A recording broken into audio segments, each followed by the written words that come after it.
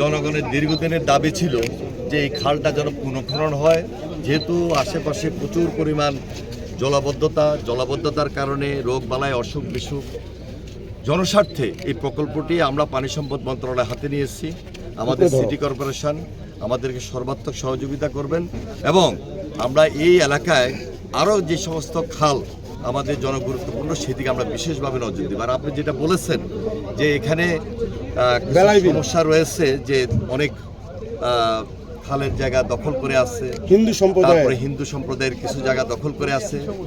কোনো দখল করার কোনো সুযোগ এখন থেকে আর থাকবে না। বিগত দিনগুলোতে যে সমস্ত সরকার ছিল যেভাবে তারা কাজ করেছে, এখন থেকে জনগণের সরকার তারেক রহমানের নেতৃত্বে মাননীয় প্রধানমন্ত্রী ওনার নির্দেশনায় আমরা জনস্বার্থে দেশপ্রেমিক সরকার হিসাবে যতটুকু সর্বোচ্চটা করা যায় সেই কাজগুলো আমরা কন্টিনিউ করব ইনশাল্লাহ। এই ব্যাপারে আমাদের স্থানীয় এমপি সাহেব রয়েছেন, আমাদের প্রশাসক সাহেব রয়েছেন, এই সিটি কর্পোরেশন, ওনারা সর্বাত্মক সহযোগিতা করবেন। সবচেয়ে বেশি সহযোগিতার যেটা প্রয়োজন আমাদের এই এলাকার জনগণ, তারা সর্বাত্মক সহযোগিতা করবেন বিদায় আমরা মনে করছি যে সামনে আমাদের যে কাজগুলো সুন্দরভাবে অব্যাহত রাখা দরকার সেগুলা জনস্বার্থে সেগুলো অব্যাহত থাকবে এবং কাজগুলো কন্টিনিউ আমরা করব। লিডার ছিল এগুলো তদন্ত হবে।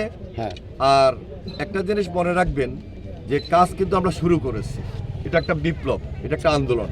প্রেসিডেন্ট জিয়া রহমান সাহেব এই খাল খনন কর্মসূচি ওনার জীবদ্দশায় যেভাবে আন্দোলন শুরু করেছেন, এখন আমরা তার অসমাপ্ত কাজ দেশনেত্রী বেগম খালেদা জিয়ার নেতৃত্বে যে কাজগুলো অসমাপ্ত রয়েছিল সেই কাজগুলো আমরা জনাব তারেক রহমানের নেতৃত্বে মাননীয় প্রধানমন্ত্রীর নেতৃত্বে আমরা এগুলো শেষ করবো ইনশাআল্লাহ।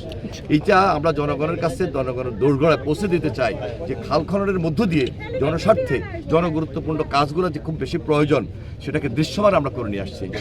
সবাই উপকৃত হবো, সবাই সুবিধা পাবো। হিন্দু সম্প্রদায়